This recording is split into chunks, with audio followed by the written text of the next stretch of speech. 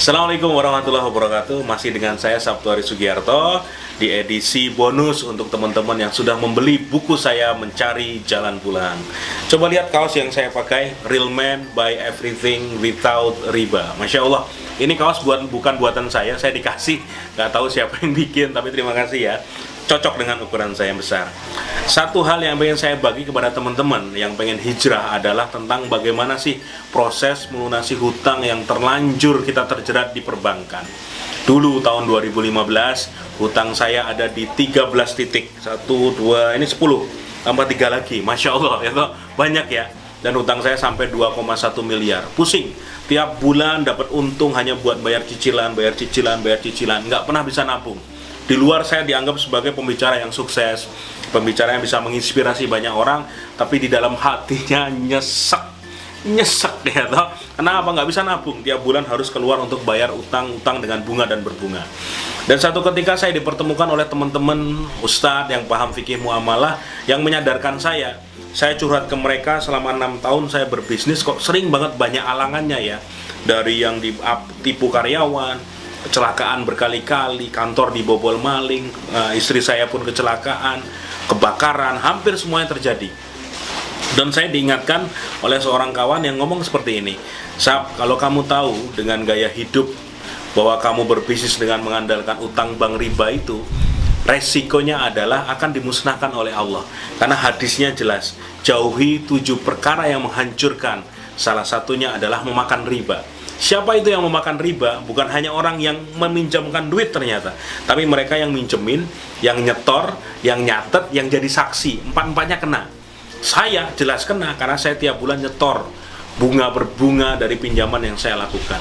Dari situ saya tersadar, bener ya, ternyata kalau saya ngeyel dengan aturan Allah, gampang bagi Allah untuk menyelesaikan semua masalah saya dengan cara yang nggak enak gitu loh. Kamu bandel di sini ya, kamu di laundry di sini. Kamu bandel di sini ya, kamu di laundry di sini. Saya pernah beli mobil dengan leasing dan mobil tersebut nyemplung ke jurang itu pernah. Yang mobilnya dipecah kacanya, di dalamnya ada iPad, belinya pakai kartu kredit, hilang semua. Pernah juga. Ya, jauhi 7 perkara yang menghancurkan, diantaranya memakan riba. Saya sudah ngerasain, ya, saya sudah ngerasain. Sejak itulah saya tersadarkan dan memutuskan untuk hijrah. Karena teman-teman saya yang lain di berbagai kota di Indonesia tuh mereka hijrah, yang punya cabang banyak, punya kantor megah dijualin semua, dan mereka memutuskan untuk hidup tanpa utang dan riba. Ada ustadz yang menelpon saya sampai 1 jam. Salah satunya Ustadz Samsul Arifin, Ustadz Fatih Karim, mereka tinggal di Bogor, saya tinggal di Jogja. Jadi telepon sampai 1 jam. Dan dibilangin, Mas, baca Al-Baqarah Al-Quran ayat 278, 279. Tinggalkan sisa riba atau engkau diperangi oleh Allah dan Rasulnya. Nggak bisa ngeles lagi, Masya Allah. Tidak ada dalam Al-Quran yang Allah menyatakan perang kecuali kepada para pelaku riba. Langsung tak, gelisah. Sejak itulah saya memutuskan rebukan dengan istri bahwa saya akan menjual beberapa aset yang saya miliki untuk melunasi utang. Saya putuskan nih, mana yang akan saya jual, mana yang saya pertahankan. Dan ini akan menjadi ilmu yang ternyata banyak diikuti oleh banyak orang luar di sana, mereka yang hijrah kembali ke titik nol, seperti judul buku saya itu, dengan melakukan proses-proses yang akan saya jelaskan setelah ini. Yang pertama, langkah-langkah untuk bebas dari jeratan utang dan riba. Langkah paling dasar adalah bertobat. Bertobat, minta ampun sama Allah. Ya, teman-teman yang muslim, sholat tobat sebanyak-banyaknya. Setiap menjelang sholat, sesudah sholat tobat, minta ampun pada Allah karena sudah pernah melakukan transaksi riba. Itu yang pertama. Yang kedua adalah berazam. Berazam itu bercita-cita sampai mentok. Di hati kita sudah tahu bahwa yang namanya riba itu adalah haram. Yang namanya riba itu dilaknat oleh Allah, diperangi oleh Allah. Dan itu jijik, seperti ketika Allah mengharamkan babi, mengharamkan judi, mengharamkan khamr, berarti kita pun ketika melihat transaksi riba juga harus jijik. Oh, ini kayak babi ya, ini seperti khamr ya, harus sudah merasa jijik. Dari situlah akhirnya dulu saya zaman ketika dapat surat tagihan, yang saya ambil itu spidol besar dan saya tulisi, mohon maaf, itu nama binatang-binatang berkaki 4. Artinya apa? Saya seperti melaknat tagihan itu loh. Wah, ya Allah, benar-benar. Tapi yang ini ya, bukan kambing, enggak, yang lebih kejam dari itu. Untuk membuat apa? Rasa benci itu muncul dan bersumpah, ya Allah, bantu saya untuk bisa menyelesaikan ini. Yang ketiga adalah perbaikan ibadah total. Kita harus menyiapkan mental kita untuk menjadi orang yang bebas utang, sudah tobat, sudah berazam, perbaiki ibadah total. Saya ingat dulu tuh saya jarang banget kalau sholat di masjid tuh hanya ketika Jumatan toh. Dulu saya sholat ke masjid itu hanya Jumatan toh. Ketika sudah sadar seperti ini harus mulai paham nih, sholat diutamakan, bisa tepat waktu di masjid. Kalau memang saya tidak berhalangan, tidak di masjid, di jalan, ya dilakukan secepatnya di awal waktu.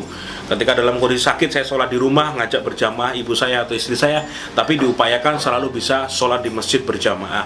Bahkan di beberapa momen ketika di puncak saya pengen lunas hutang dalam hitungan bulan, saya sampai ya memantaskan diri, subuh itu belum azan, saya sudah di masjid dan saya azan. Dan sampai nangis azan itu ketika ingat, ya Allah, saya tuh pengen banget hidup bebas tanpa utang sambil azan subuh tersebut.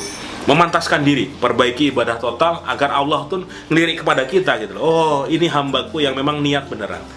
Terus yang keempat apa? Sudah mulai untuk berani melakukan tindakan melepas aset. Misalnya ada suatu barang yang memang kita di sini ini utangnya banyak nih, ngapain dipertahanin, mending jual saja. Ada 3 pilihan sebenarnya. Yang pertama amputasi. Amputasi itu langsung jual, nggak peduli untung rugi, pokoknya terjual dan bisa melunasi utang. Yang kedua rawat inap. Rawat inap itu tidak harus dijual, tapi kita berusaha keras agar ini segera lunas. Misalnya nih, saya punya rumah KPR dulu 15 tahun, saya targetin ya Allah dalam waktu 3,5 tahun lunas. Dan ternyata Allah menguatkan saya, rumah KPR saya itu selesai dalam 3,5 tahun, tidak jadi saya jual. Yang terakhir ini adalah rawat jalan.